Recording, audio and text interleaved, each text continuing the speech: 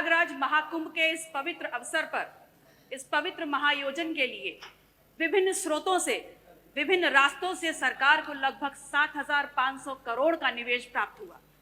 और इसलिए प्राप्त हुआ, इस सोच के साथ प्राप्त हुआ कि देश विदेश प्रदेश के हर कोने से आने वाले श्रद्धालुओं के लिए हर प्रकार की सुविधा और व्यवस्थाएं मुहैया कराई जा सके। लेकिन कहना गलत नहीं होगा कि सरकार को चलाने वाले लोग और उनके चंद मुट्ठी भर अभिन्न मित्रों के लिए ये महाआयोजन आर्थिक वरदान साबित हुआ है। इस कदर साबित हुआ है कि जिसने जितना हो सका, जिस रास्ते से हो सका, उस महायोजन में आने वाले उस आम श्रद्धालु को हर प्रकार से लूटने का काम किया है। मान्यवर, आज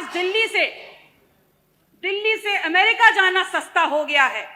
और ध्यान रखिएगा, मैं डंकी रूट की बात नहीं कर रही।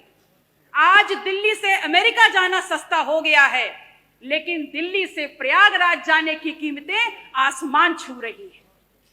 3 लाख करोड़ का आपको राजस्व मिला और उसके बाद भी आम आदमी सुविधाओं के लिए, व्यवस्थाओं के लिए हांफता रगड़ता रोता नजर आ रहा है।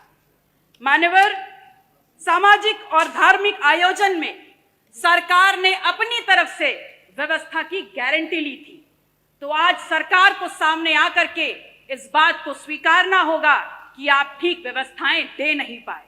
उस महाकुंभ में आई हुई संख्या को अपनी उपलब्धि ना बताएं, क्योंकि उस महाकुंभ में आई हुई जो संख्या है वो भारतीय समाज के धार्मिक चेतना का परिणाम है, वो आपकी उपलब्धि नहीं है। उसका श्रेय लेना बंद करिए, बल्कि प्रमुखता से सामने आकर के जो खामियां हुई हैं, जो अव्यवस्था हुई है, उसको स्वीकारिए और सबक लीजिए कि आगे ऐसा दोहराया ना जाए। मानवर, समता समरसता के तथाकथित संदेश के साथ इस महाकुंभ का आयोजन सरकार ने किया। और सरकार इतनी निरंकुश हो गई, सरकार का प्रशासनिक अमला इतना निरंकुश हो गया कि आपने तमाम नियमों को धता बताते हुए वीआईपी कल्चर खेलना शुरू कर दिया और इस कदर उसको आगे बढ़ा दिया कि वहां पर वर्गीय विभेद के कारण अव्यवस्था और वहां पर भगदड़ की भेंट चढ़ गया। आम जन की आस्था, आम जन की भावनाएं के साथ जो खिलवाड़ हुआ है वो महज निंदनीय मात्र नहीं है, बल्कि एक पाप है। और वो पाप इस कदर है कि किसी भी प्रकार से स्वयं मां गंगा भी उसको नहीं धो पाएंगी। आप कह रहे हैं कि विपक्ष धार्मिक आयोजन महाकुंभ पर राजनीति करता है, तो एक छोटा सा सवाल आपसे पूछ रही हूं कि ये बताइए, 22 जनवरी 2025 को जब संपूर्ण मंत्रिमंडल परिषद की वहां बैठक आपने आयोजन की थी, तो क्या आप मंत्रिमंडल के लोगों को ले जा करके वहां भजन कीर्तन करा रहे थे? वो भी तो एक राजनीतिक बैठक थी ना। तो फिर राजनीति विपक्ष कैसे कर रहा है? असल में राजनीति कंप्लीट 100% शुद्ध राजनीति तो आप कर रहे हैं, और उसमें भी इस कदर राजनीति कि आपने वहां पर भी, उस पवित्र स्थल पर भी पिछड़ों को पीछे ही छोड़ दिया। आपका नारा है सबका साथ, सबका विश्वास, सबका विकास।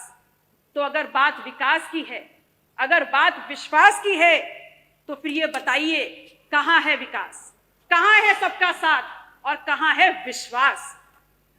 सच्चाई ये है कि तथाकथित सरपट दौड़ती विकास की इस ट्रेन को पकड़ने के चक्कर में बहुत सा सामान प्लेटफॉर्म पर पीछे छूट गया, और जो छूट गया उसमें है इस प्रदेश की आधी आबादी की सुरक्षा।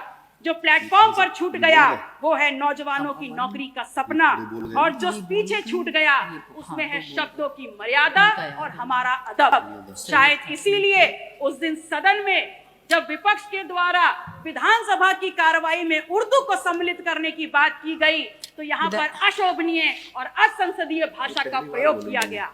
तो एक सवाल सीधे सीधे माननीय अधिष्ठाता महोदय, आपके मार्फत आपका संरक्षण लेते हुए मैं नेता सदन से पूछती हूँ, is Urdu an imported language? क्या उर्दू निर्यात करी हुई जुबान है?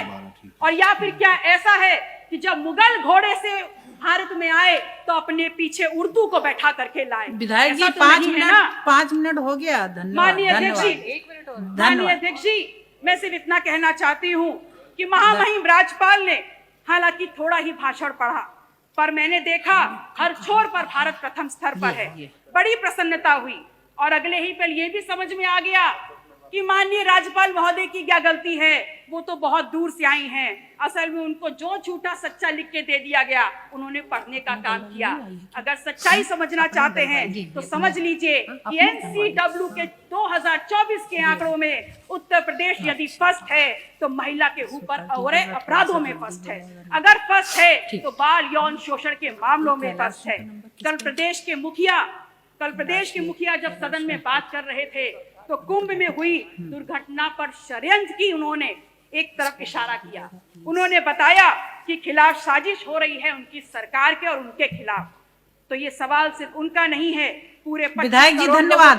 धन्यवाद मैम 30 सेकंड खत्म हो रहा है। लास्ट माथे पर कलंक लगा है। यह सिर्फ सरकार को बदनाम करने का शिकंजा नहीं है, अपितु ये समूचे उत्तर प्रदेश, पूरे सदन, चाहे पक्ष के लोग हो चाहे विपक्ष के लोग हो, ये पूरे उत्तर प्रदेश की गरिमा पर प्रहार है। कुंभ ना सरकार का आयोजन है, ना भारतीय जनता पार्टी का आयोजन। ये कुंभ भारत की सांस्कृतिक विरासत है, भारतीय समाज के विभिन्न आध्यात्मिक विचारों का आयोजन है और उत्तर प्रदेश सदैव इस आयोजन की आने वाले श्रद्धालुओं की मेजबानी करता रहा है। और अंत में मैं सरकार से मांग करती हूँ कि जो लोग भी षड्यंत्र में शामिल हैं उनके नाम सामने लाए जाएं, उनको कठोरतम सजा दी जाए। माननीय अध्यक्षता महोदय, समय की बाध्यता है, मैं आपसे निवेदन करूंगी कि अपने क्षेत्र सिराथू से संबंधित जितने भी प्रस्ताव हैं मैं टेबल कर रही हूं, कृपया उनको मेरे वक्तव्य के साथ जोड़ने का कष्ट करें। नमो बुद्धाय, जय संविधान।